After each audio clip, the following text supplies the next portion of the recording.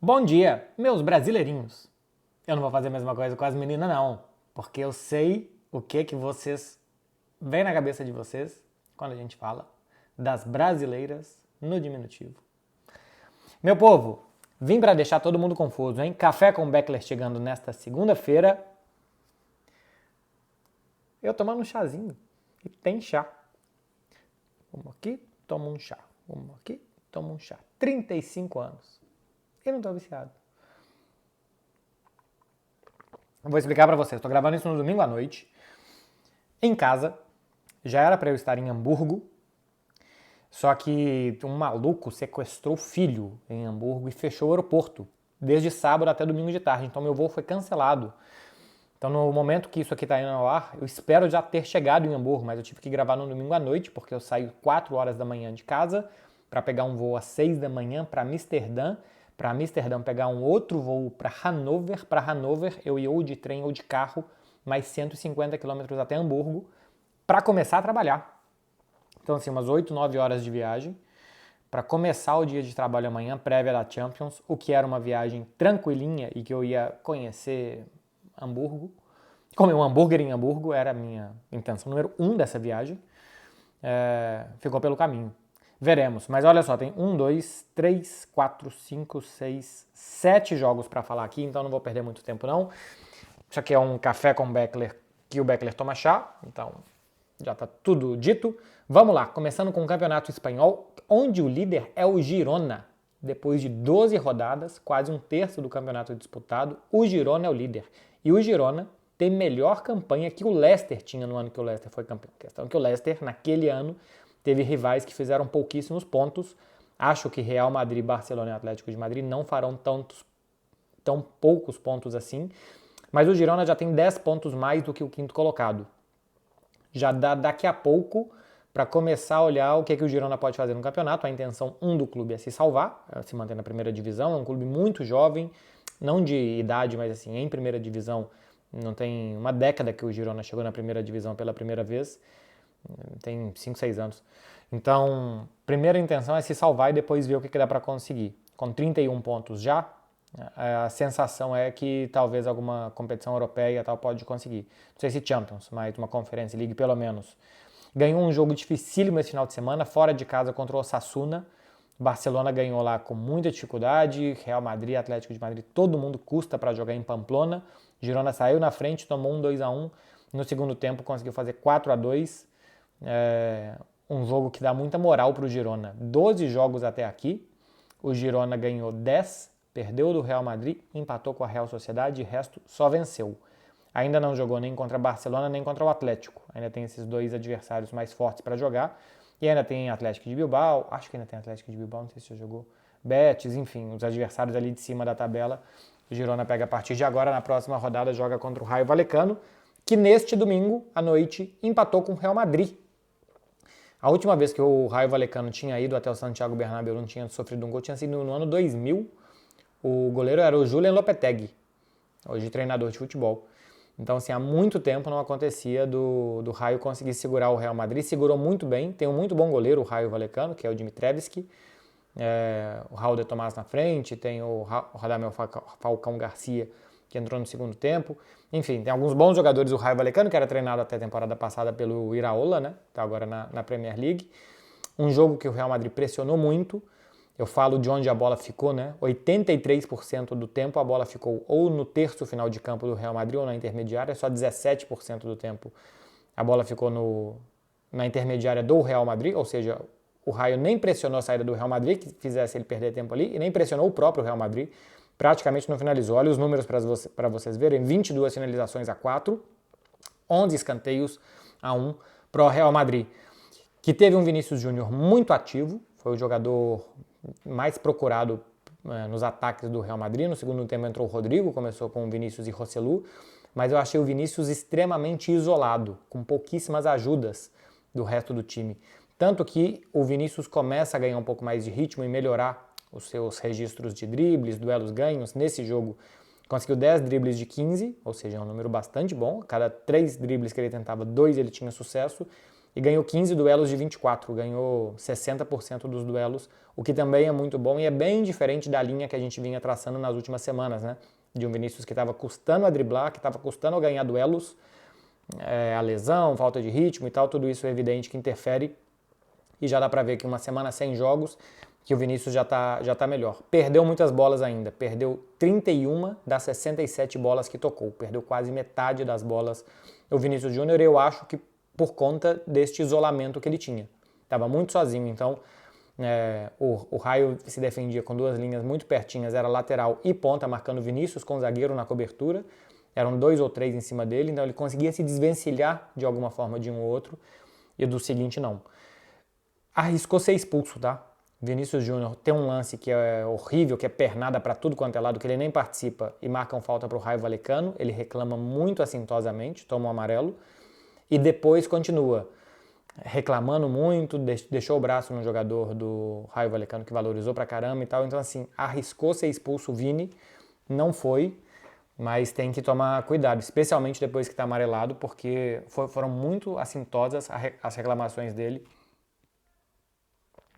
nesse empate do Real Madrid 0-0 com o Raio Vallecano, que ele foi o jogador mais ativo do Real Madrid, com a bola no pé, o mais perigoso, até vale a principal chance do Real Madrid, que não consegue acertar um excelente cruzamento do Luka Modric. Bellingham um pouco mais apagado, não conseguiu chegar bem na área, protegeu muito bem a área, muito atento o time do Raio Vallecano. E depois da entrada do Rodrigo, o Real Madrid teve um pouco mais de jogo pela direita também. Um empate que deixa o Real Madrid 2 pontos atrás do Girona, 2 pontos à frente do Barcelona, 4 pontos à frente do Atlético de Madrid, que tem um jogo a menos. O Atlético de Madrid tem que jogar com o Sevilla ainda, um jogo a menos. Premier League, meu povo, Newcastle 1-0 no Arsenal.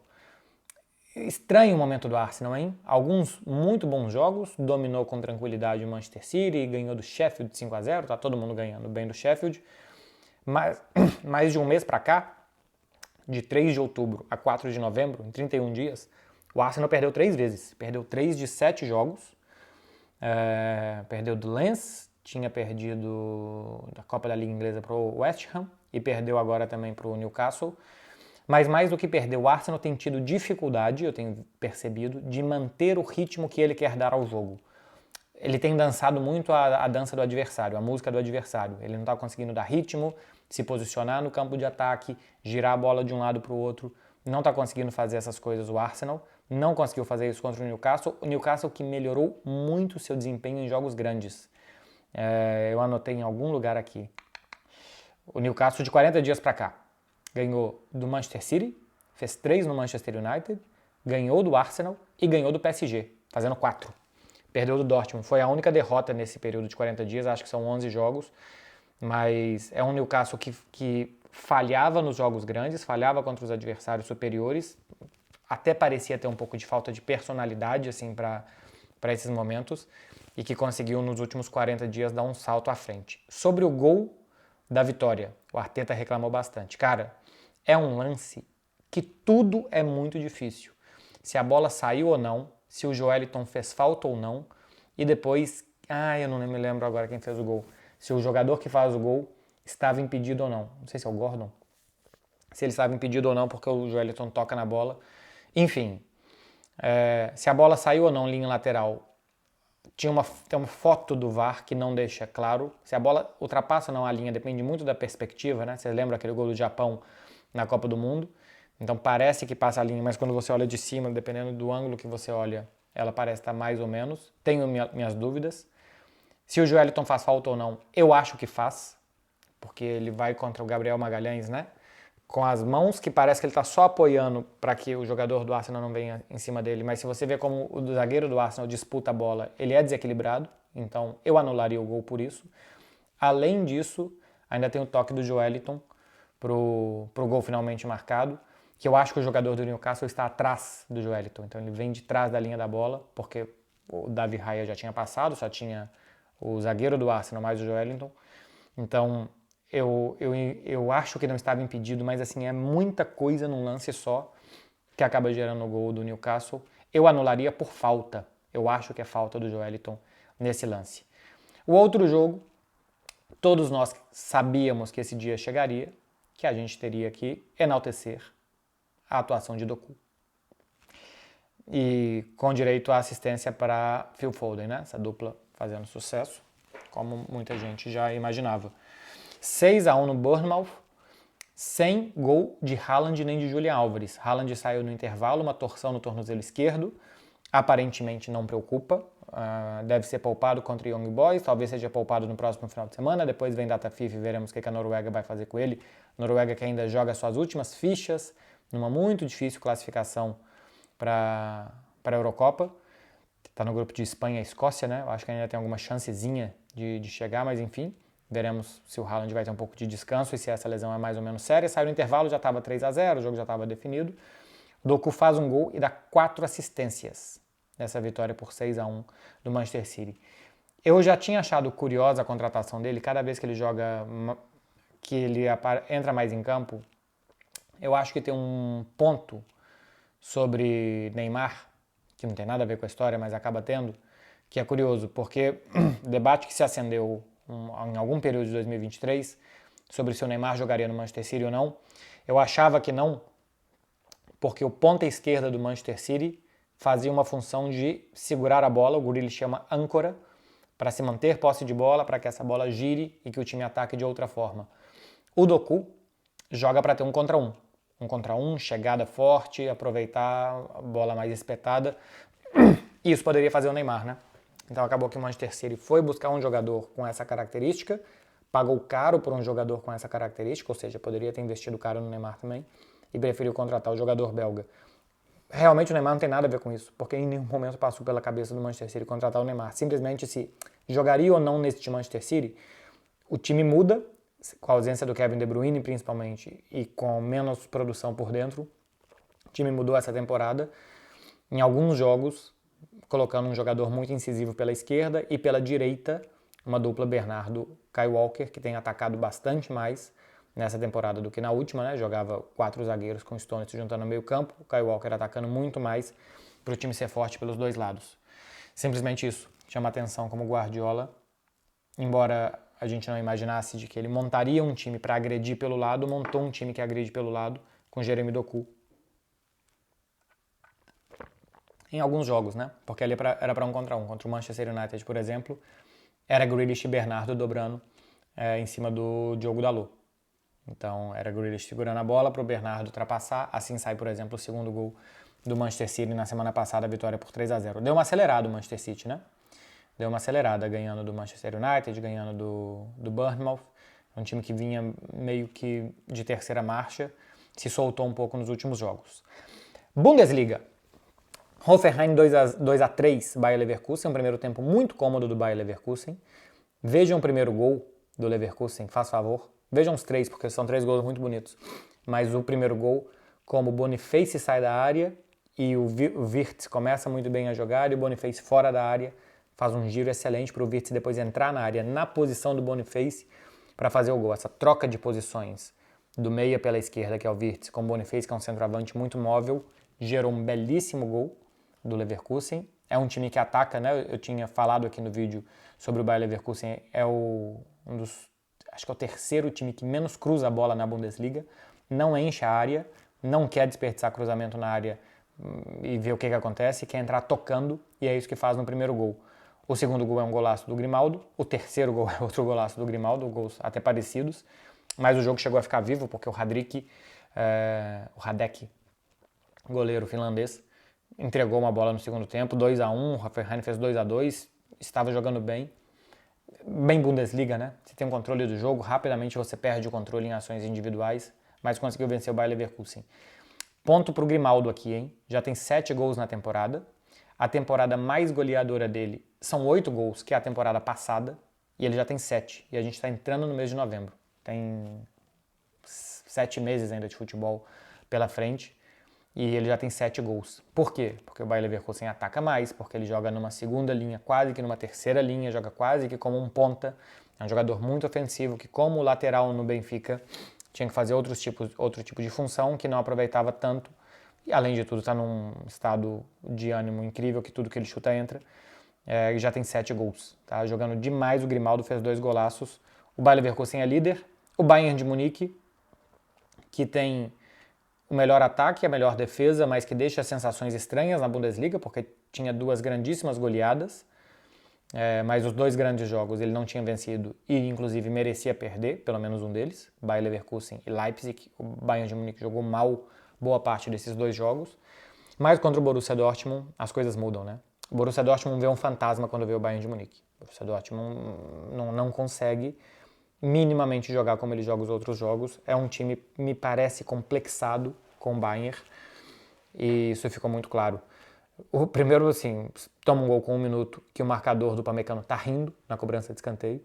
Estão fazendo piada um com o outro, aí o Upamecano, peraí, vai lá, resolve o gol, e a partir dali já entra em parafuso o Borussia Dortmund, com 10 minutos já tá 2-0 e com 20 minutos podia estar 3 ou 4-0. Foi realmente um ótimo Bayern, sem as desconectadas que marcam boa parte do que é esse time já há algum tempo, né? É um time que, quando não está naquele momento do jogo que ele consegue fazer muitos gols e pressionar muito bem, ele está sofrendo. Dessa vez não foi assim. Dessa vez ele controlou muito bem, jogou muito sério, jogou muito concentrado, atacou com muitíssima velocidade. O Borussia Dortmund tentava pressionar e dava muito espaço nas costas da sua defesa. Bons lançamentos, boas chegadas de jogadores de segunda linha. Harry Kane aproveitando muito bem para abrir espaço e depois para aparecer para finalizar. Enfim, foi o Super Bayern contra um mini Borussia Dortmund, né? Dortmund tinha bons resultados, chegou na tabela de classificação equilibradíssimo com o Bayern de Munique, mas quando vem um fantasma na frente não consegue reagir. Harry Kane já tem 19 gols, hein, em 16 jogos. Incrível o desempenho, que já era mais ou menos esperado porque é excelente, mas é incrível mesmo. 19 gols já tem o Harry Kane em 16 partidas com o Bayern de Munique. E para finalizar, meu povo, ainda tem um pouquinho de chá. Tá frio já. Pior que nem tá frio, tá morno. Antes frio. Para finalizar, Fluminense e Boca. Final da Libertadores. Eu imaginava, e muita gente imaginava a mesma coisa, né? Que se o Fluminense colocasse o seu estilo de jogo, ele era favorito, e que o Boca ia tentar estragar o Fluminense. Parar, faltinha, catimba, enervar o jogo, bola parada. Não foi o que aconteceu. O jogo foi tenso porque as finais são assim, as finais são jogos normalmente mais amarrados do que jogados, mas eu imaginava que o Fluminense tentaria jogar mais. É curioso, se a gente for ver, como vai caindo a posse de bola do Fluminense no decorrer do jogo. Eu já falei para vocês várias vezes que posse de bola nem sempre é um fator determinante para ver se um time está jogando bem ou mal. No caso do Fluminense, eu acho que muitas vezes porque é um time que se sente muito mais confortável quando tem a bola do que quando não tem. E ainda mais quando joga contra o Boca, que é um time que não faz a menor questão de ter a bola, porque ele quer atacar muito rápido. O Boca não quer demorar para atacar. O Boca quer atacar rápido. Primeiro tempo, posse de bola do Fluminense, 68%. Segundo tempo, 53%. Terceiro tempo, né? Que já é a prorrogação, 29%. E nos últimos 15 minutos, o segundo tempo da prorrogação, 25%. A do Boca foi subindo, 32, 47, 71, 75. Não termina 75-25, tá? Isso aqui são recortes de 45 minutos e depois 15 minutos, 15 minutos. No total, o Fluminense acho que teve 53% de posse de bola contra 47% do Boca. Mas assim, Fluminense, os dois gols são muito bem construídos, o primeiro e o segundo também, o primeiro de muita boa saída, com muitos apoios pela direita, e o segundo de trocas de posição, duas marcas do time do Fernando Diniz. Então o Fluminense fez o que tinha que fazer. O problema é que fez algumas vezes o que tinha que fazer. Poderia, eu acho, que ter... Pro torcedor do Fluminense agora, com absoluto foda-se, né? Mas poderia ter jogado um pouco mais tranquilo se tivesse jogado à la Fluminense. O gol do Boca, o Fluminense está muito metido dentro da área. O Advíncula limpa muito fácil o Marcelo, não chega um segundo apoio, o Marcelo combate mal. Se entra demais na área, o Fluminense, sem a menor necessidade, combater um pouco mais, sair da área, não deixar que o Boca chegasse ali tão perto. E o Boca consegue empatar, sem criar tanto, né? Praticamente não criava o Boca e consegue fazer aquele gol ali. O jogo estava desenhando mal pro Fluminense, tá? Termina o segundo tempo, eu mandei mensagem no grupo dos correspondentes. Estamos com você, Fred. Eu tinha a sensação muito ruim. E eu estava assistindo com delay, via streaming, e eu tenho outro grupo com uns amigos meus, vascaínos e tricolores principalmente, botafoguenses também. E um minuto antes do gol eu falei, tá feia a coisa. porque o Boca pressionava, o Fluminense não saía, não tinha nenhuma cara de Fluminense, não estava jogando bem o Fluminense, não estava conseguindo jogar bem quando saiu o golaço do John Kennedy. Outra vez, pro torcedor do Fluminense, absoluto foda-se, mas cara, o John Kennedy, o grandíssimo herói John Kennedy, que fez gols em todos os mata-matas, foi importantíssimo, é um jogador com uma história incrível, né, de não ter conseguido se firmar até o Fernando Diniz chamar ele de volta pro clube que formou ele, é formado em Xerém, e ter dado para ele mais uma chance. Ele não pode não saber que se ele fizer o que ele fez na comemoração, ele é expulso. Ele não pode não saber aquilo. Ele atravessa todo o campo, acho que o jogador tem total direito, se fizer um gol na prorrogação, um golaço na Libertadores da América, no Maracanã lotado, de ter uma explosão de felicidade, e de tirar a camisa, e de tirar toda a roupa, e de fazer qualquer maluquice, porque é um descontrole total. Eu já vi algum jogador falando, não lembro quem agora, que todo mundo tinha que ter a sensação de fazer um gol na vida. E eu fiquei pensando nisso, que eu nunca vou ter. Porque diz que a gritaria do estádio e a sensação e tal, diz que é uma coisa de outro mundo. Você imagina em todo esse contexto que eu falei aqui. Agora, ele atravessa todo o campo, ele tira as barras de publicidade, ele vai comemorar, acho que são com familiares, né? Ele não atravessou tudo e exatamente onde ele sabia que as pessoas estavam. E depois eu vi a leitura labial, ele falando que não sabia porque estava sendo expulso, que ele achava que podia fazer aquilo ali. Não pode não saber, cara, não pode não saber. Que você faça a merda sabendo que você está fazendo a merda, mas que você está muito feliz e não tem problema, e você compra essa loucura. Não dá pra não saber a regra, né? Não dá pra não saber a regra. Mas tudo bem, ganhou. É um título muito merecido pro Fernando Diniz, que é muito corajoso de acreditar em alguma coisa. Hoje em dia é tão fácil não acreditar em nada e a cada derrota fechar o time, jogar de outra forma e achar culpados. O Fernando Diniz acredita e acreditou por tanto tempo e teve o seu prêmio. Então, muito feliz por um treinador que acredita e que tenta jogar bem, né? Nosso futebol tem tanto tempo que a gente não tem um técnico que faz alguma coisa diferente para jogar bem.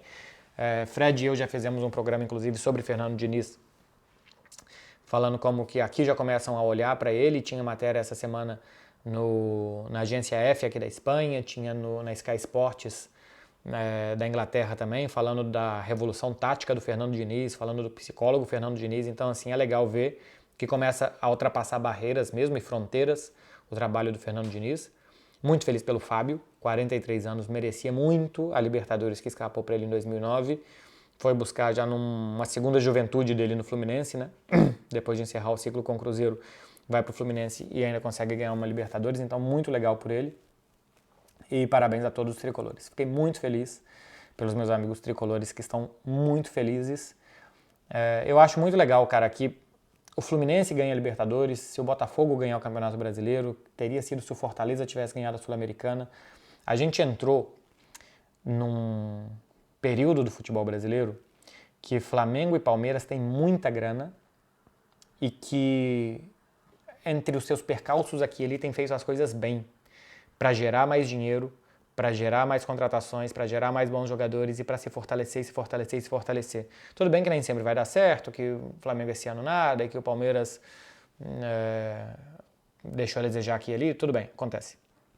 Mas se Palmeiras e Flamengo continuarem trabalhando como estão trabalhando, a chance deles se manterem lá em cima por muito tempo é muito grande.